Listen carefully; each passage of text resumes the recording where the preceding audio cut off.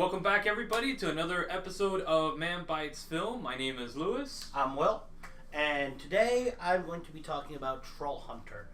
Not to be mixed with Trollhunters, which apparently is an anime, which they made a sequel with. That's why it took me forever to find it on Netflix. Obviously, it's on Netflix. And then I finally realized that I'm like, wait, no, this is not what I'm supposed to be watching. But anyway, Trollhunter. It's a 2010 movie, runs 103 minutes. It's actually a foreign movie because it's shot in Norway by Norwegians. I was not aware of that when I started watching it until I realized that I'm not understanding what they're saying, and there's, captioning underneath. I'm like, it's going to be one of those. So, it was actually, it's one of those handheld movie kind of things where, it's... Mockumentary style. Mockumentary, a la Blair Witch. But it's not as shaky. It's not as, your usual Cloverfield and whatnot. There are those scenes where, they're running, and obviously... But for the most part, it's steady cam, but still, mockumentary style, which made it very interesting because it looks like it's obviously a low-budget kind of movie, and again, the entire thing is in Norwegian, so if you're not into the whole, I can't read and watch at the same time, this may not be a movie for you unless you can find it dubbed, but it started off like that, and then when you actually do finally encounter the trolls, you're thinking it's going to be kind of like a Sharknado kind of thing, to where really cheesy looking. Yeah. But they actually look like they're in there. The CGI in this movie was actually surprising to me, especially a movie that was done 7 years ago, and it's not, people think if it's not Hollywood, it's not going to be great, which is wrong. But so wrong. It's good. It's entertaining. There are some slow parts where he's kind of but it kind of sets up for what's coming and foreshadowing and everything. And the trolls just keep getting bigger and bigger and bigger, but it doesn't lose the quality of it. Sometimes when you make something a lot bigger than just on camera, you can see it and whatnot. But is it multi-million-dollar to no? But for what and how it's made, especially in mockumentary style, I was entertained. I liked it. I may have learned some Norwegian along the way. But it's basically this three people which are trying to find this guy, which it is a government cover-up as well, because the Norwegian government knows that the trolls exist, but they obviously don't want to scare people, so they keep it under wraps. But that scene is awesome. They're doing the interview with the lady. Oh my god! Wait, am I supposed to say this on camera? What? What do I tell them? Everything. Oh, okay. But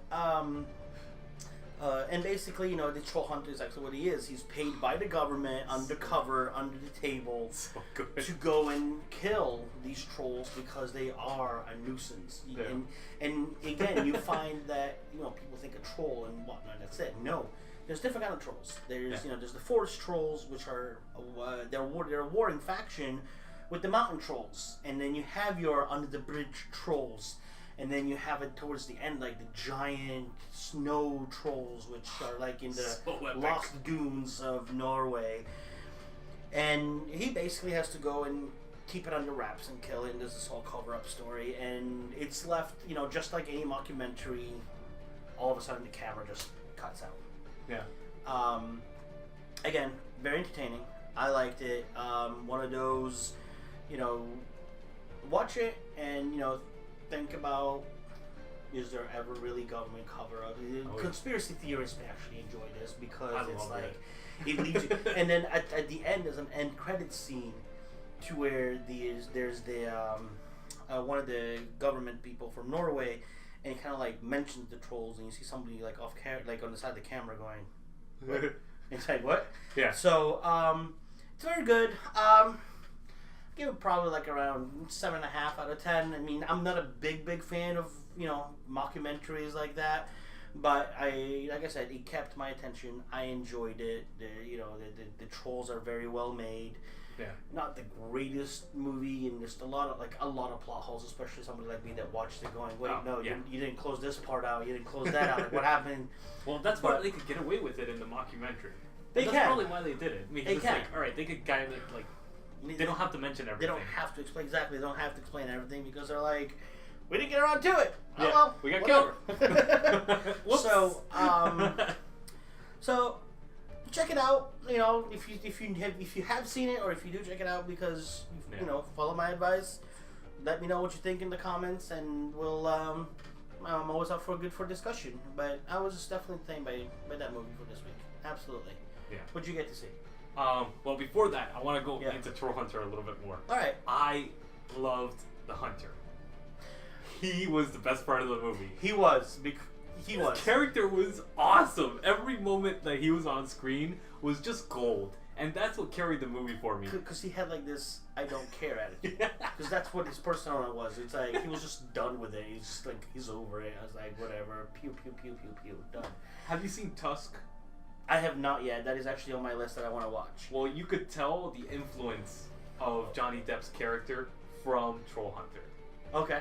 And what do you call it? Kevin Smith actually mentioned that he's seen Trollhunter and he loved it, and that was inspiration for one of his latest movies. He doesn't mention which one, but it's so Tusk. yeah. Oh, you could see the influence. One of my favorite scenes like, though was like when he's fighting the bridge troll, oh, and he shows up in this armor which literally looked like he took the armor from Monty Python Holy Grail, the Black Knight, and he's literally like, ka-ching, ka-ching, ka-ching, and the troll smacks him, and he just hits the side of the bridge like, you're like, I think he's dead. Which he was not. So spoiler alert, he doesn't die, but like that. But it was just kind of like, I'm looking at him like, Monty Python's not gonna like this. Just but a flesh wound. That's good. So that was one of my favorite scenes. So yeah, the Trollhunter himself is just kind of like, especially at first when he's like, leave me alone, don't talk to me, go away. And it's like, then he's just finally like, all right, whatever. If you can't beat him, join him. All right, follow me, whatever. But yes, the Trollhunter was definitely what really made the movie. So. Yeah. So I give this one about a 7 out of 10. I agree 100% that it has its holes, it has its plot points where it's kind of like, what the hell's going on? But the Trollhunter itself is just worth it. That's the most entertaining aspect of it. That's what held the film for me. So other than that, I wanted to go into Extraordinary, the story of Stan Romanek. This is a documentary, straight documentary, an hour and 5 minutes, and it's a slow-paced film.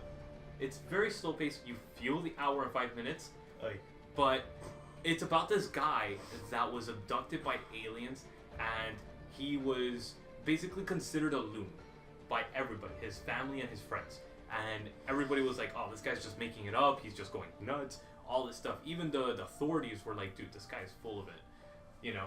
And then he's like, all right, I'm tired of these people telling me that I'm an idiot, so I'm gonna go and record everything. So he records everything that happens to him, and he captures things. I don't know if they're real or not. I didn't go into the backstory of it, but I thought it was very interesting because he captures one scene that is just terrifying. And it's kind of like, you remember that the alien autopsy film from Roswell that released in the 90s? God, that Fox special. Which was hilarious. Hashtag waste of time. Yeah. But yeah, it was like that. And it was so creepy that he just sets up the camera in his living room facing a window, and he walks away and he's like, what the hell was that? He looks out the window, he's like, what is that? What is that? And he's there looking out the window and he's like, press play, and he didn't notice that he had already pressed play. And he walks out and you see him walk off camera, and then suddenly this little alien head pops out. And then click, pops and out. I'm done. And I was like, what? Then it just... But the way that he does it is so subtle. You don't see the perfect gray, you don't see everything. All you see is the eyes and the silhouette of it. Yeah, no. Oh, I'm done. so creepy. So creepy. And then they go into interviews about him and everything. And this is a less scary version of Fourth Kind. Fourth Kind... That sounds like a more scary version, especially if it seems like it's real. Oh, no, I mean... Oh, you talking... Never mind, you said fourth... I know what you mean. My bad. I was thinking when people say fourth kind, I automatically think Close Encounters. Yeah, no. So I think it's like the third kind, isn't it? Yeah. Okay, my bad. So yes, I know what you mean. I get it. Okay. Yeah. It basically follows that story, and I mean, honestly, it's an entertaining documentary, and it makes you want to go more involved in the whole alien conspiracy, alien abduction stories, which I don't know if you buy into it, but I'm a huge alien person. I love my alien stories. I'm one of those, like, I do not believe that we're alone in this universe. I think that there are other entities out there. The whole abduction and whatnot, it's not like I'm skeptical. It's one of those, I'm always up for debates about it, because it's like, if it is true, I don't want to take away from somebody that may have actually done it. But I do believe in aliens. I do believe in ghosts and paranormal and whatnot. Yeah. So this is why, like, stuff, especially in documentary style, I'm like, yeah, I'm glad I live on the second floor. But yeah, I mean, the alien aspect, I love how there's whole, like, stories about how our ancestral cultures, that they like worship these entities, and if you look at them, you're like, you compare them to the abduction stories, and you're like, that's kind of close, And then there's stories in India about columns of smoke going up, and then the sun rising at the end when the column lands, and you're like, you're talking about, like, missiles, and you're talking about 300 BC that these things are being drawn. How can that? The whole story of Atlantis intrigues me. That I wonder if that's what it was. It was just genetic modification of them, and that's what we are. Like, when you think about it, like, on this earth, and not to get, like, into the philosophical thing and take away from anything, it's like humans are literally the only species on this entire earth that have to alter the earth itself in order to survive. Yeah. So does that mean that we were actually created on this earth, or are we aliens from another planet that got destroyed and we had to find a new home? So that's all. But here or there. But see, documentaries like these, it's like, okay, I'm in front of camera. We need to start talking about this because. Yeah. But I may actually just check it out just on that purpose alone, to where it's like, okay, let me see what their perspective and what they're saying, and how much does it compare to what I believe and what I know and whatnot. So sounds entertaining. Huh? It sounds entertaining. Yeah, very much. And I mean, that, like you said, that whole aspect. It's one of my favorite movies. One of my favorite movies of all times. It's 2001. That's what it is. It's aliens moving us and evolving us to the next stage, which is so interesting. Mission to Mars, if you haven't seen it, was definitely a good one. It was a good one. A one. lot of people don't like that movie. A lot of people give it a lot of stick because of they just like, it was lame. I was like, no, it's not. It was so interesting. It really was. And I wish that they would have concentrated and done more with what happens at the end than the whole getting there, because that's a whole different, like, philosophical aspect and whatnot. And it was great. Like, the way that it finished, it was great. But yeah. If you've seen Arrival, I have. That's it's the basic story of it. And it's done masterfully, which is awesome. And that was another one which... You know what he's involved in now, right? What? You're gonna love this. He's involved in the project for Dune. Nice. So they're doing 3 films. Okay. On the first book. And then they're doing a miniseries for each of the houses on Netflix. They're doing 3 miniseries as of right now. Okay. That's going to be interesting. Yeah. House Harkonnen, House Atreides, and then the other house hasn't been mentioned yet.